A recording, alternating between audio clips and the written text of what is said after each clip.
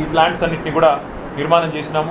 హైదరాబాద్ భవిష్యత్ కోసం, భవిష్యత్ తరాల కోసం మరి ఒక విశ్వనగరంగా ఎదగాలి హైదరాబాద్ అంటే, ఇవన్నీ అంగులు ఉండాలన్న ఉద్దేశంతో దీన్ని శ్రీకారం చుట్టాం.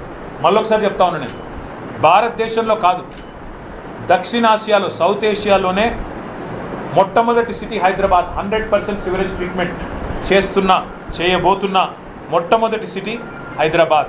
ఇది కేసీఆర్ ముందు చూపు, మా ప్రభుత్వం యొక్క విజన్ వల్ల జరిగింది అనే మాట నేను గుర్తు చేస్తా ఉన్నాను.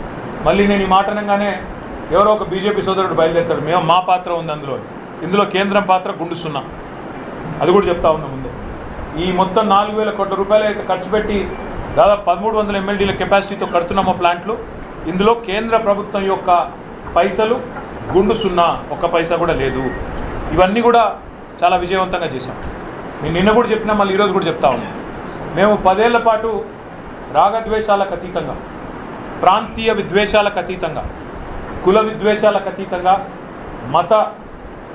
మతం పేరు మీద జరిగే దాడులకు కానీ, పంచాయతీలకు కానీ ఆస్కారం లేకుండా 10 ఏళ్ల పాటు కేసీఆర్ గారు హైదరాబాద్ మహానగరాన్ని ఒక విశ్వనగరంగా తీర్చిదిద్దాలన్న ఉద్దేశంతో చిన్న పండుగ వచ్చినా మా మంత్రులు ఆనాడు స్వయంగా దగ్గర కూర్చొని అటు అధికారులు, రెవెన్యూ కావచ్చు, మున్సిపల్ కావచ్చు, పోలీస్ కావచ్చు, సమన్వయం చేసి శ్రీనివాస్ యాదవ్ గారు, మహమూద్ అలీ గారు, సబిత గారు, మా గౌరవ శాసనసభ్యులు